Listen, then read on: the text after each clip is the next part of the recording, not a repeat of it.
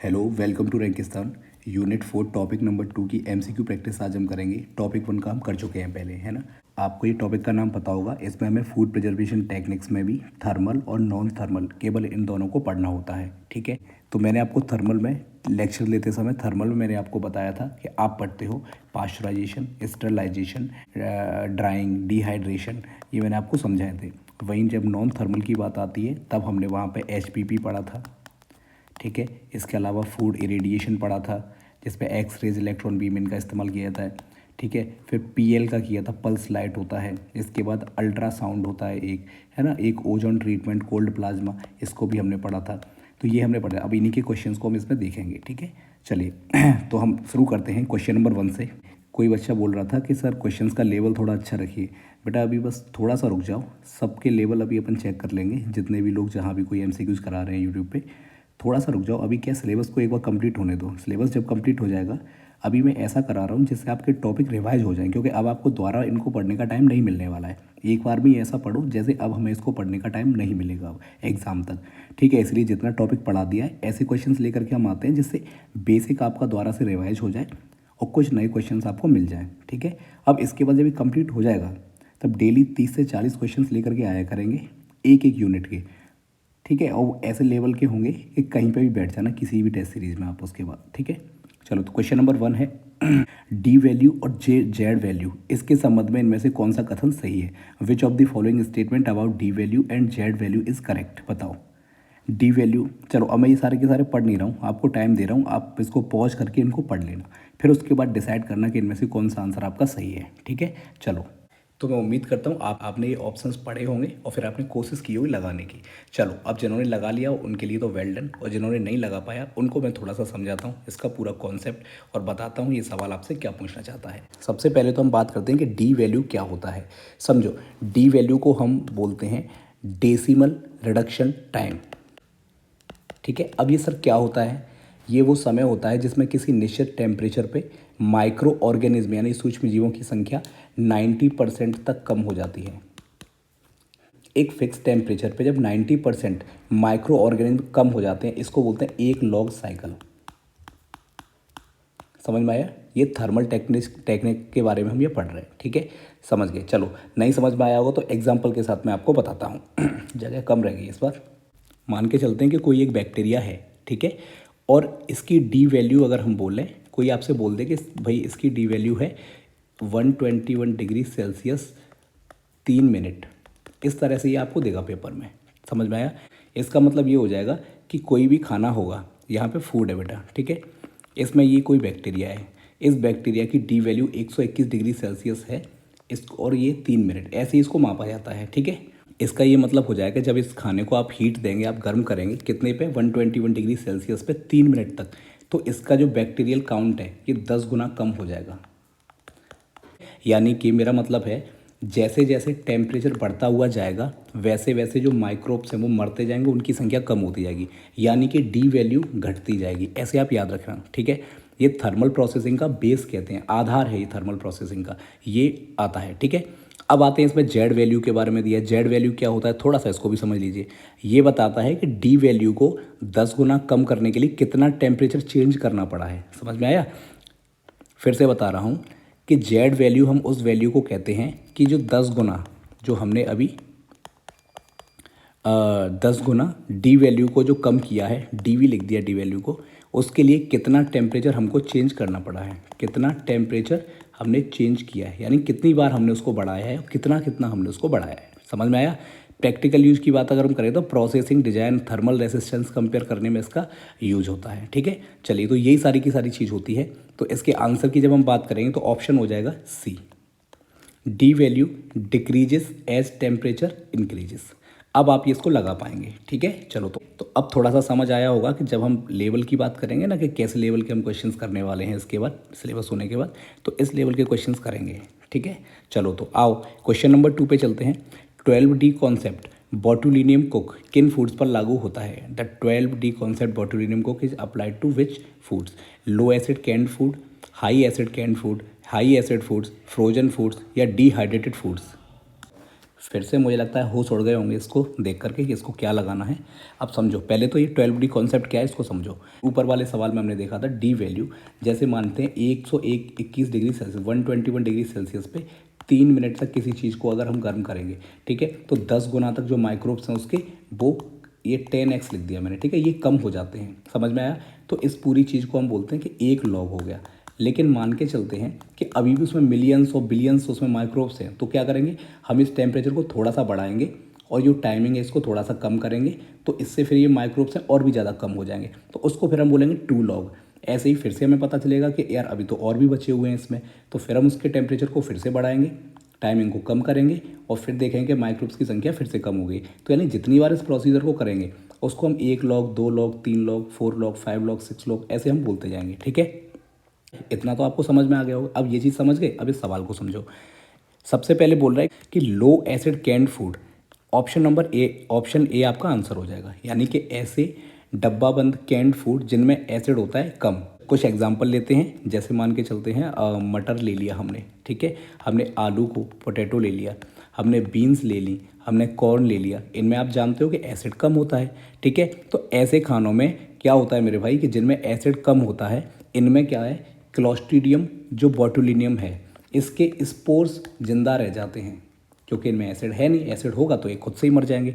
तो ऐसे खाने में से इनके स्पोर्स को और क्लोस्ट्रीडियम बोटुलिनियम जैसे ये खतरनाक चीज़ें हैं, इनको अगर हमें हटाना है तो हम क्या करते हैं, इस कैनिंग को 12 लॉग साइकिल, इसमें रिडक्शन किया जाता है। यानी अब समझ में आया 12 लॉग साइकिल, मैंने आपको बताया ऊपर कि 1 लॉग किस चीज़ को बोलते हैं, ऐसे 12 लॉग साइकिल हमको इसमें करनी होती है, ठीक है। क्यों किया जाता है, क्योंकि क्लोस्ट्रीडियम बोटुलिनियम को हमें ख़त्म करना है, ठीक है। यानी आप ऐसे समझ सकते हो कि जैसे 1 ट्रिलियन स्पोर्स हैं, अगर स्पोर्ट्स मैंने आपको बताया था कि इनकी एक कॉपी जैसी होती है, ठीक है, इनमें से केवल एक सर्वाइव कर पाए। समझ में आ रहा है ना कि 1 ट्रिलियन स्पोर्ट्स में से केवल एक सर्वाइव कर पाता है जब हम 12 लॉग साइकिल को लेकर के जाते हैं, ये इसकी प्रोबेबिलिटी रहती है। ध्यान रखना, फिर से बता रहा हूँ कि 12 लॉग साइकिल का मतलब है कि इस पूरे प्रोसीजर को जो हमने अभी ऊपर आपको बताया था, इसको 12 बार 12 टाइम इसको हमें रिपीट करना है। इसको ही हम 12D इसको कॉन्सेप्ट कहते हैं, ठीक है।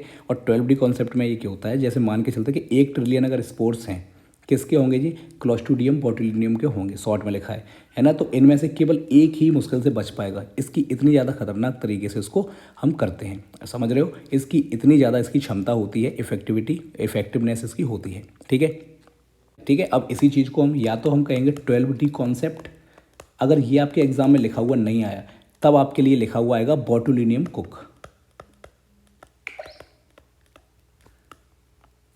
या फिर ये लिखा हुआ आएगा, ठीक है। इस कॉन्सेप्ट के ये 2 नाम होते हैं। क्वेश्चन नंबर 3 पे चलते हैं। क्वेश्चन नंबर 3 पे चलते हैं। HTST, high temperature short time pasteurization का इंडिकेटर ऑर्गेनिज्म कौन सा होता है, बताइए। Which is the indicator organism for HTST pasteurization, listeria monocytogenes, coxiella burnetii, E coli, या फिर सैल्मोनेला टाइफी, बताओ। समझते हैं फिर से। इसमें देखो टेम्परेचर वाला थर्मल टेक्निक की बात कर रहे हैं, क्योंकि ये टॉपिक ही है हमारा thermal and non thermal techniques हम पढ़ रहे हैं इसमें। तो समझो HTST माने 72 डिग्री सेल्सियस पे 15 सेकेंड के लिए गर्म करना, ठीक है। और खासकर ये कर रहे हैं पास्चराइजेशन की बात, तो हम पास्चराइजेशन में ऑप्शन ले लेते हैं मिल्क, एग्जाम्पल हम मिल्क का ले लेते हैं, ठीक है। अब याद रखना, इसमें हम एक इंडिकेटर का चुनाव करते हैं, ठीक है, और वो भी किस चीज़ का, ऑर्गेनिज्म का। ऑर्गेनिज्म किसको बोलते हैं, जीव को बोलते हैं। और वो भी ये क्या करेगा, इसको ही क्यों चुनते हैं, क्योंकि ये सबसे ज़्यादा जो हीट रेसिस्टेंट हैं वो होंगे ये। तो मिल्क में सबसे ज़्यादा जो टफ पैथोजन होगा वो होता है ऑप्शन बी, कॉक्सिएला बर्नेटी, ये होता है। समझ में आया मेरे भाई। अब देखो चलो फिर से एग्जांपल में बताता हूँ। जैसे मान लेते हैं हम मिल्क है, अब मिल्क में जिसमें तमाम प्रकार के बैक्टीरिया होंगे, इनको हम नाम देते हैं B1, B2, B3, B4। समझ में आया क्या, ऐसे तमाम प्रकार के मान लेते हैं इसमें बैक्टीरिया। अब हमें मिल्क को सेफ रखना है, इन सबको ख़त्म करना है। तो हम इसमें से तमाम प्रकार के बैक्टीरिया हैं, इनमें से कोई होगा जो 20 डिग्री सेल्सियस पे ख़त्म हो जाएगा, एक होगा जो 121 डिग्री सेल्सियस पे ख़त्म होगा, एक होगा जो 70 डिग्री सेल्सियस पे ख़त्म होगा। ऐसे आप मान लेते हैं अलग अलग इनकी क्षमता होगी, अलग अलग इनके मरने का एक टेम्परेचर होगा। तो हम इसमें से सबसे हार्ड वाले को लेंगे जो सबसे ज़्यादा होगा। जैसे ये वाला मैंने बोला 121 डिग्री सेल्सियस, ये समझ में आया? तो इसको लेंगे, फिर इसको हम इंडिकेटर के रूप में यूज करें कि ये कितना कम हो रहा है। अगर जब यही कम हो जाएगा इतने टेम्परेचर पे, तो ये छोटे छोटे वाले तो वैसे ही मर जाएंगे, यानी हम सबसे बड़े गुंडे को पकड़ेंगे। समझ में आ गया? तो दूध में वो पास्चराइजेशन में सबसे बड़ा गुंडा है कॉक्सिएला बर्नेटी। समझ आ गया होगा, मुझे लगता है यहाँ तक है। चलो अच्छा, एक चीज़ और, कॉक्सिएला बर्नेटी इसका भी एक नाम होता है, इसको हम बोलते हैं क्यू फीवर। ये भी आ सकता है, याद रखना आपके पेपर में, क्यू फीवर बैक्टीरिया, ये इसका सेकंड नाम होता है। ठीक है मेरे भाई। चलो तो क्वेश्चन नंबर 4 पे चलते हैं। पूछ रहा है आपसे HPP। अब देखो, अब आप बोलोगे सर ये, ठीक है, HPP। सबसे पहले तो मुझे बताओ, हाई प्रेशर प्रोसेसिंग ये थर्मल टेक्निक है या नॉन थर्मल टेक्निक है?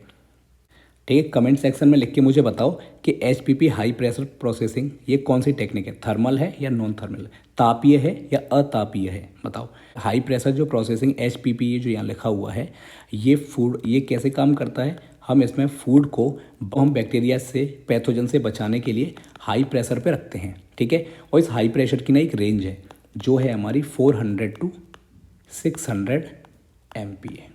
इसकी स्पेशलिटी रहती है कि खाने का फ्लेवर हो, उसका कलर हो, उसके विटामिन्स हो, उसका टेक्सचर हो, वो सबका सब सेफ़ रहता है। और वो सेफ़ क्यों रहता है ये आप तब बता पाओगे जब आप ये बताओगे कि HPP ये टेक्निक है, ये थर्मल है या फिर नॉन थर्मल है। अगर आपने ये बता दी तो आप समझ जाओगे क्यों सेफ़ रहता है, तो बताना मुझे। चलो, है ना। अगर आपसे एग्जांपल से अगर पूछ ले कहाँ पे यूज़ किया जाता है, तो आप याद रखना, कोल्ड जूसेस होते हैं, ग्लूकामोल होते हैं, है ना, सी फूड्स प्रोडक्ट्स होते हैं, उनमें इसको बेसिकली यूज किया जाता है। तो कौन सा आंसर हो जाएगा? Option C. चलो क्वेश्चन नंबर 5 पे चलते हैं। थर्मल स्टरलाइजेशन में सबसे सेंसिटिव न्यूट्रिएंट कौन सा होता है? बहुत बहुत बच्चों वाला आसान सवाल है, इसको बता दूँ। ठीक है, थर्मल स्टरलाइजेशन का मतलब है, यहाँ पे कह रहा है कि फूड को जब हम हीट से उसको बचाते हैं, उसको प्रिजर्व हम करते हैं, तो याद रखना जब भी हीट का नाम लेंगे तो विटामिन सबसे पहले, इसमें से सबसे ज़्यादा खतरा विटामिन को ही होता है। विटामिन सबसे पहले ख़त्म होने लगते हैं, और विटामिन में भी एक विटामिन है विटामिन C, ये सबसे ज़्यादा सेंसिटिव होता है हीट का, है ना। जैसे ही जरा सी हीट मिलती है, विटामिन C सबसे पहले निकल लेता है ना। ये पैथोजेंस जो होते हैं ना, बैक्टीरिया होते हैं, उनसे भी पहले निकल लेता है, इतना ज़्यादा ये सेंसिटिव होता है। इतना आप याद रखेंगे। विटामिन C को हम एस्कॉर्बिक एसिड कहते हैं, ये आप जानती हो, है ना। तो याद रखना, हीट में सबसे ज़्यादा अनस्टेबल ये विटामिन होता है, तो ऑप्शन C हमारा आंसर हो जाएगा। तो ये आप याद रखेंगे। ठीक है, अब आप बोलोगे कि सर आपने तो बोला कि विटामिन सबसे ज़्यादा सेंसिटिव होते हैं, A भी है, B1 है, D है, सारे के सारे विटामिन होते हैं, लेकिन यहाँ पे पूछ रहा है सबसे ज़्यादा सेंसिटिव कौन सा है, तो विटामिन C होगा। ठीक है, चलो आसान सवाल था। क्वेश्चन नंबर 6 पे चलते हैं। PEF किस प्रकार के फूड्स के लिए बेस्ट है? PEF is best suitable for which foods? Solid low moisture foods, ठोस या कम नमी वाले, liquid pumpable foods with low air, तरल कम वायु वाले, फ्रोजन फूड्स जमे हुए, या फिर डिहाइड्रेटेड पाउडर, निर्जलित पाउडर वाले खाने। सबसे पहले तो समझो PEF क्या होता है। PEF को हम बोलते हैं बेटा पल्स्ड इलेक्ट्रिक फील्ड, FIELD। ठीक है, ये बोलते हैं। ठीक है, अब समझो इसका काम क्या है। ये हम क्या करते हैं, फूड को अब हमें बचाना है, उसकी भी ये भी एक टेक्निक है। ये भी आप बता सकते हो कि ये थर्मल है या नॉन थर्मल है। फूड में हम हाई वोल्टेज, शॉर्ट में वोल्टेज लिख रहा हूँ, V लिख दिया है ना, हाई वोल्टेज पल्सेस को पास किया जाता है बेटा खाने में से। ठीक है, इससे होता क्या है, ये करने से जो माइक्रोब्स होते हैं उनकी सेल वॉल ये टूट जाती है, ब्रेक हो जाती है। ठीक है, जब ये ब्रेक हो जाएगी तो माइक्रोब्स मर जाएंगे, किल हो जाएंगे। समझ गए? मैंने बताया पल्स्ड इलेक्ट्रिक फील्ड, इसका सबसे अच्छा असर होता है पंपेबल लिक्विड्स पे। देखो पंपेबल लिक्विड्स पे, पंपेबल लिक्विड सर क्या होते हैं बताइए? जैसे जूस हुआ, मिल्क हुआ, सूप हुआ, ठीक है, लिक्विड एग हुआ, एग पे नहीं, लिक्विड एग पे। इसका कारण क्या है बताओ? आप कहोगे सर अभी भी समझ नहीं आया, तो समझो सॉलिड जो फूड होते हैं ना मेरे भाई, उस पर ये काम नहीं करता है, या फिर कोई कहे फ्रोजन जो फूड होते हैं उन पे भी ये काम नहीं करता है, क्योंकि इलेक्ट्रिसिटी ये तभी काम करेगा जब इलेक्ट्रिसिटी एकदम इक्वल अमाउंट में पास हो पाएगी। समझ में आया? तो इनमें से नहीं हो पाती है। समझ में आ रहा है? तो जो लिक्विड चीज़ें होंगी उनमें सबसे अच्छे से ये पास होती है। तो याद रखना लिक्विड पंपेबल फूड्स ये हमारा आंसर हो जाएगा। आगे बढ़ते हैं क्वेश्चन नंबर 7 पे। थर्मल डेथ काइनेटिक्स में F वैल्यू किस चीज़ को दर्शाता है बताइए? What does F value represents in thermal death kinetic?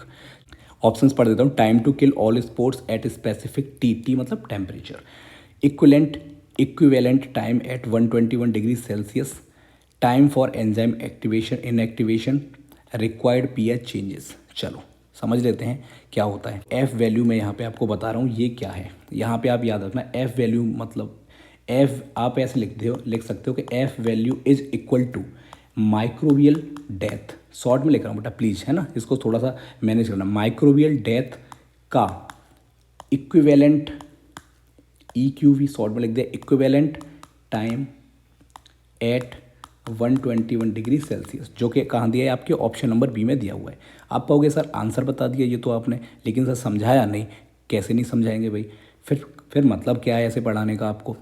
अगर किसी फूड का एग्जाम्पल देता हूँ, अब आपको एग्जाम्पल से समझो। अगर कोई ऐसा खाना है जिसका एफ वैल्यू 5 मिनट है, समझ में आया। अगर किसी खाने का एफ वैल्यू 5 मिनट है तो इसका मतलब है कि उस खाने को 121 डिग्री सेल्सियस पे 5 मिनट तक हीट अगर हम देंगे तो रिक्वायर्ड जो माइक्रोबियल सेफ्टी है वो हमको मिल जाएगी। क्वेश्चन नंबर 8, ठीक है। ऐसे ही देखो अपन लोग तो ना भाई मेरे ऐसे ही करते हैं अपन एमसीक्यूज को, पूरा प्रॉपर समझ आना चाहिए। फिर क्या फ़ायदा है, देख रहे होगे यूट्यूब पे आपने बहुत लोगों को देखा होगा जो सीधा पूरा जो स्लाइड्स में लिखा होता है उसी के नीचे बस ऐसे लिख लिख के लाइन खींच खींच के बता देते हैं। क्या सेंस है भाई मेरे उसका, खुद ही ना पढ़ लेंगे इससे बढ़िया तो हट ही जाओ सामने से, बस डिस्टर्ब और कर रहे हो। क्वेश्चन नंबर 8 में बताओ, इरेडिएशन में रेड्यूराइजेशन किस डोज पर होता है। At what dose kgy does radurization occur. बताना है आपको ये क्या है। सबसे पहले यहाँ बता देता हूँ, जो इरेडिएशन होता है ना, इरेडिएशन इसकी कुछ कैटेगरीज होती हैं, तो इन कैटेगरीज में आ जाओ। सबसे पहली कैटेगरी हो जाएगी रीड्यूराइजेशन। इसमें हम लो डोज देते हैं। लो डोज का मतलब मेरे भाई क्या हो गया, जो रेज है ना उनको हम किस मात्रा में भेज रहे हैं ये उसकी बात कर रहा है। तो यहाँ पे याद रखना कितना, देखो पहले लिख देता हूँ यहाँ पे लो डोज में आपसे पूछे कितना, तो 1 to 10 और ये इसकी kgy एक मात्रा है, ठीक है। अब इससे क्या होगा बताओ, इससे सेल्फ लाइफ बढ़ जाएगी, किसकी, खाने की और किसकी। चलो सेकंड इसका एक और टाइप होता है वो भी बता देता हूँ, ये मैंने शायद नोट्स में बताया नहीं है ना। सेकंड इसका टाइप होता है जिसको बोलते हैं रेडिसिडेशन, ये आई है, ठीक है। ये किसके काम आता है, ये सेल्फ लाइफ के काम नहीं आता है, ये पैथोजेंस को मारने के काम आता है, ठीक है। अभी देखो इसकी मेरे को प्रॉपर जो इसकी मात्रा कितनी होती है, जैसे यहाँ 1 to 10 बताया, इसकी मुझे अभी याद नहीं है तो अभी नहीं बता पाऊंगा, लेकिन मैं आपको बता दूंगा, ठीक है, जैसे याद आएगी। और एक थर्ड होता है जिसको बोलते हैं, हम लिख देता हूँ पहले, रेडेपराइजेशन,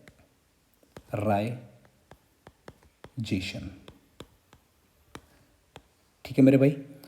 इसको याद रखना, स्टरलाइजेशन जो टेक्निक होती है उसमें इसको यूज करते हैं, और ये 30 इससे भी ज़्यादा होती है, ठीक है। यानी इसमें सबसे ज़्यादा मात्रा चाहिए होती है, इसमें सबसे कम चाहिए होती है। इसके भी याद नहीं आ रही, जैसी आएगी मैं बता दूंगा, ठीक है। तो याद रखना ये रेड्यूराइजेशन ये जो यहाँ पे है इसका हम यूज करते हैं, स्पाइसेस होते हैं, मसाले, फ्रूट्स, फिश, इनकी सेल्फ लाइफ बढ़ाने के लिए करते हैं। तो ऑप्शन भी हमारा आंसर हो जाएगा, ठीक है मेरे भाई। चलो आगे बढ़ते हैं। क्वेश्चन नंबर 9, ओहमिक हीटिंग का डिसएडवांटेज इसमें से क्या है, मुख्य डिसएडवांटेज क्या है, चलो बताओ। ओहमिक जो हीटिंग है वो कैसे काम करती है, क्या होती है, आपके लिए शायद हो सकता है नहीं हो, चलो बता देता हूँ। ये जो ओहमिक हीट है ना मेरे भाई, ये जो यहाँ लिखा हुआ है, इसमें हम जो फूड है उसको इलेक्ट्रिक जो करंट रहता है, इसी यहाँ लिख दिया मैंने, ठीक है, इलेक्ट्रिक करंट से हीट हम करते हैं, ठीक है। क्या होता है, ये एक तो फास्ट है और काफ़ी ज़्यादा एफिशिएंट मेथड एक है, समझ गए। लेकिन इसकी एक प्रॉब्लम है, इलेक्ट्रोड्स पे आयंस जमा हो जाते हैं, समझ गया, समझ रहे हो ना। जिससे पोलराइजेशन हो जाता है और हीटिंग जो है अनइवन हो जाती है। चलो इतना छोड़ो, इतना बस याद रख लो आप, इसका डिसएडवांटेज इसका क्या है। चलो ठीक है, पहले अच्छा इतना तो आपने समझ लिया, ये इसका हमने मेन बता दिया, लेकिन यहाँ पूछा डिसएडवांटेज, तो इसका मतलब इसमें कुछ प्रॉब्लम भी होगी। तो इसकी प्रॉब्लम समझो।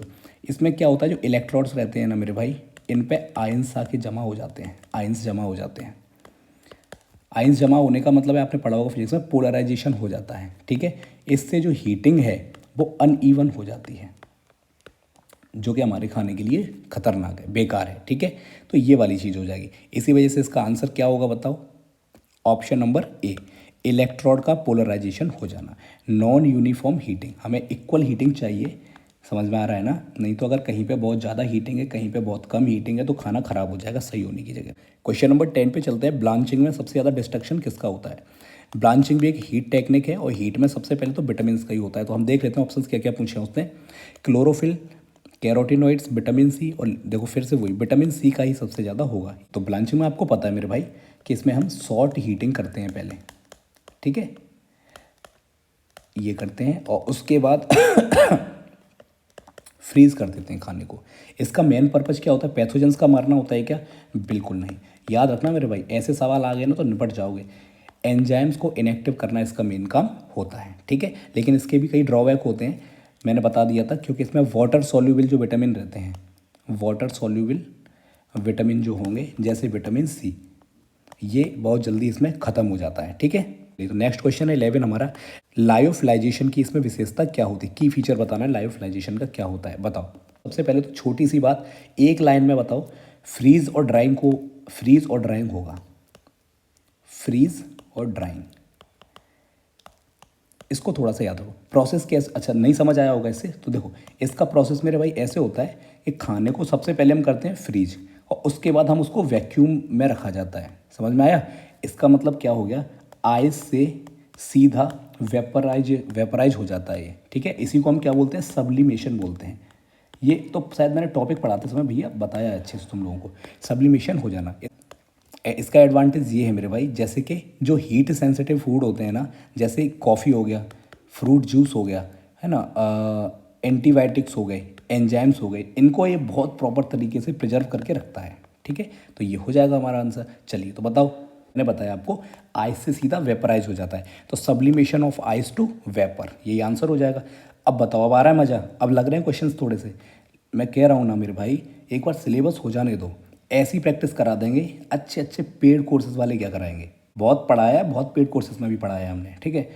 वो कहते हैं ना कि जन्नत की हकीकत मालूम है हमें, तो परेशान मत रहो, ऐसी करा देंगे, लेकिन थोड़ा सा रुक जाओ, पहले एक बार सिलेबस हो जाने दो, है ना, इसकी टेंशन है कि सिलेबस ना रह जाए तुम लोगों का। क्वेश्चन नंबर 12 पे चलते हैं। कोल्ड प्लाज्मा टेक्नोलॉजी ये किसके लिए मेनली प्रयोग की जाती है? मैं जब भी ये क्वेश्चन पढ़ के रुक जाऊँ ना, तभी आप क्या करोगे, वीडियो को पॉज करो, ऑप्शंस को पढ़ो और पढ़ के कोशिश करो थोड़ा सा कि क्वेश्चन को देख के आप लगा पा रहे हो कि नहीं लगा पा रहे हो। मैं तो बताऊंगा ही बताऊंगा, है ना, तो ऐसे कथा की तरह मत सुनो इसको, केवल पहले कोशिश किया करो। चलो, कोल्ड प्लाज्मा ये एक टेक्निक है मेरे भाई, ये तो आपको पता ही है। इस टेक्निक में हम क्या करते हैं, जो पार्सली आयोनाइज्ड ओजोन वाली इसकी बात कर रहा हूँ मैं, जो गैस होती है, इसमें आपको पता है आयंस होते हैं और क्या होते हैं, इलेक्ट्रॉन्स होते हैं। ये बहुत बेसिक बात है, ठीक है, बेसिक सी बात तो ये हो गई। अब इसका यूज कहाँ करते हैं? फूड पैकेजिंग में करते हैं।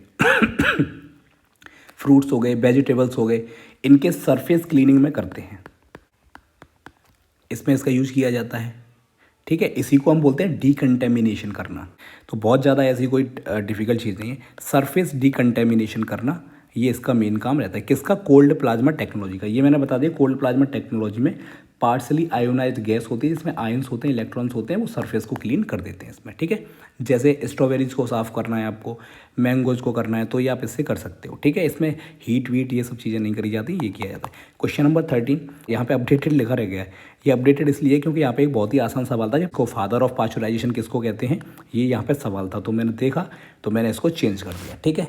चलो मेरे भाई, तो थर्मल रेसिस्टेंस स्टडीज़ में जेड वैल्यू की प्रैक्टिकल इंपॉर्टेंस क्या होती है, ये आपको बताना है। चलो अब देखो, इसके ऑप्शंस आप पढ़ना, फिर लगाने की कोशिश करना, और जब नहीं आए तब फिर वीडियो को फिर से प्ले करके मैं बता रहा हूँ उसको सुनना। जेड वैल्यू क्या बताता है? सबसे पहले पकड़ते हैं जेड वैल्यू को। ये जेड वैल्यू क्या बताता है?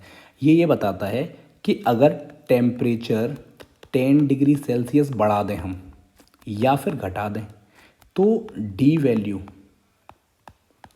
कैसे बदलेगी, ठीक है। तो डी वैल्यू या तो बढ़ेगा या घटेगा, इसको हम स्टडी करते हैं। लेकिन परेशानी ये है कि सर डी वैल्यू तो आपने क्वेश्चन नंबर 1 में बताया था और हम चल रहे हैं क्वेश्चन नंबर 13 पे, इतनी देर थोड़ी ना दिमाग में टिकता है। तो चलो, डी वैल्यू मैं फिर से बता देता हूँ। डेसिमल रिडक्शन टाइम मैंने आपको बताया था, ये वो समय होता है जिसमें किसी निश्चित टेम्परेचर पे माइक्रो ऑर्गेनिज्म की 90% संख्या कम हो जाती है, जिसको हम एक लॉग साइकिल कहते हैं। ठीक है, अब तो समझ आ गया होगा ना। तो इसका सीधा तो जेड वैल्यू का सीधा कनेक्शन किससे है, डी वैल्यू से। जेड वैल्यू हम किसको बोलेंगे, फिर से बताओ, जब हम टेम्परेचर को 10 डिग्री या तो बढ़ा दें या फिर हम घटा दें तो उसका डी वैल्यू पे क्या इम्पैक्ट पड़ेगा, ये हमको बताता है। ठीक है मेरे भाई, तो आंसर हो जाएगा ऑप्शन बी। ये देखो क्या बोल रहा है, यह बताता है टेम्परेचर चेंज के साथ माइक्रोवेव डिस्ट्रक्शन रेट कैसे बदलता है। और माइक्रोवेव डिस्ट्रक्शन रेट क्या है, यही तो है आपका डी वैल्यू। तो इसको आप याद रखना मेरे भाई। क्वेश्चन नंबर 14 पे चलते हैं। कह रहा है माइक्रोवेव हीटिंग का प्रिंसिपल क्या है, what is the principle of microwave heating, बताओ क्या है। चलो मैं ही बता देता हूँ, परेशान तुम मत हो। माइक्रोवेव जो फूड होते हैं ना मेरे भाई, इनमें मौजूद जो वाटर मॉलिक्यूल्स होते हैं, एम लिख दिया मॉलिक्यूल को, वाटर मॉलिक्यूल्स जो होते हैं उनको वाइब्रेट करवाया जाता है। ठीक है, अब क्या होगा, इससे होता है फ्रिक्शनल हीट, क्या बोले हैं, जनरेट होती है। ठीक है, समझो फिर से, माइक्रोवेव फूड्स में मौजूद वाटर मॉलिक्यूल्स जो मैंने लिखा है यहाँ पे, इनको वाइब्रेट करवाते हैं। ठीक है मेरे भाई, इससे फ्रिक्शनल हीट जनरेट होती है और फूड अंदर से गर्म होता है। अब देखो, फ्रिक्शनल जब हीट जनरेट होगी तो खाने में अंदर से भी हीट जनरेट होगी और खाना गर्म होगा, पहली चीज़। इसी प्रिंसिपल को हम बोलते हैं डाई इलेक्ट्रिक हीटिंग। नया शब्द मिला, इस टेक्निक को हम क्या बोलते हैं, ये भी आपको याद रखना है। इस प्रिंसिपल को हम बोलते हैं डाई इलेक्ट्रिक हीटिंग। आप कहोगे सर ये तो आपने नोट्स में नहीं बताया। नोट्स में मेरे भाई thermal technique, non thermal technique सैकड़ों हैं, कौन कौन सी बताएंगे। इसीलिए जितनी बतानी थी वो वहाँ पे नोट्स में बता दिया, और जो नहीं बताई हैं, जो इंपॉर्टेंट लगी मुझे, उनको एमसीक्यूज़ में दे दिया। यही तो तरीका होता है पढ़ने का। सब कुछ पढ़ने से बेटर है इंपॉर्टेंट चीज़ों को कई बार हम पढ़ लें। समझ में आया। चलो तो अब बताओ, अब लगा सकते हो क्या इतना सुनने के बाद। ऑप्शन बी इसका आंसर हो जाएगा। ये देखो क्या लिखा है, डाई इलेक्ट्रिक हीटिंग। ठीक है, इसी को बोलते हैं डाईपोल रोटेशन। समझ में आया, तो इसको आप याद रखना, dielectric heating, dipole rotation, ये एक ही चीज़ होती है। ठीक है, चलो क्वेश्चन नंबर 15 पे चलते हैं। कम अप टाइम का अर्थ क्या होता है, बताओ। ये थर्मल प्रोसेसिंग में ही होता है, याद रखना, जो हीटिंग वाली रहती है। मैंने आपको बताया था जब कैनिंग रिटॉर्ट को हम हीट करना शुरू करते हैं तो याद रखना, उसे डिजायर्ड टेम्परेचर तक पहुंचने में जो समय लगता है उसी को कम अप टाइम कहते हैं। मैंने क्या बोला, कैनिंग रिटॉर्ट जब हम करते हैं, उसको जब हम हीट देते हैं तो याद रखना प्रॉपर तरीके से काम करता है। उस टेम्परेचर पे पहुंचने में जो टाइम लगता है उसी को हम कहते हैं कम अप टाइम। याद रखना, ये प्रोसेसिंग टाइम का हिस्सा नहीं गिना जाता है, लेकिन प्रोसेस सेफ्टी के लिए इंपॉर्टेंट होता है। ठीक है, आसान सी चीज़ है, ज़्यादा दिमाग इस पर मत लगाना। तो देखो क्या लिखा है, time for retort to reach desired temperature. चलो क्वेश्चन नंबर 16 पे चलते हैं। हाइडल टेक्नोलॉजी जो मैंने कल बताई थी, इसका मुख्य उद्देश्य क्या होता है बताओ। Single intense preservation, combination of mild factors, only thermal preservation या ओनली केमिकल प्रिजर्वेशन। कल के एमसीक्यूज में मैंने हर्डल टेक्नोलॉजी आपको बताया था। अगर कोई है धुरंधर तो कमेंट में फिर बताओ कि हर्डल टेक्नोलॉजी हम किसको कहते हैं। अगर किसी को पता है तो जरूर इसको बताना। ठीक है, अब क्योंकि मुझे तो यहाँ बताना ही पड़ेगा, उसके बिना हम आगे नहीं बढ़ पाएंगे, सवाल का उद्देश्य नहीं बता पाएंगे। हर्डल टेक्नोलॉजी में हम कई जो मल्टीपल टेक्नोलॉजी रहती हैं उनका यूज हम करते हैं। ठीक है, फिर से सुन लो, कई छोटे छोटे प्रिजर्वेशन मेथड्स होते हैं, उनको कंबाइंड करके फूड को सेफ बनाया जाता है। एग्जांपल के लिए जैसे हमने पिकल ले लिया, पिकल यानी अचार हमें बनाना है, तो इसमें हमने सॉल्टिंग कर ली, सॉल्ट डाल दिया। सॉल्ट क्या करेगा, ऑस्मेटिक प्रेशर जो मैंने बताई थी उसका काम करेगा।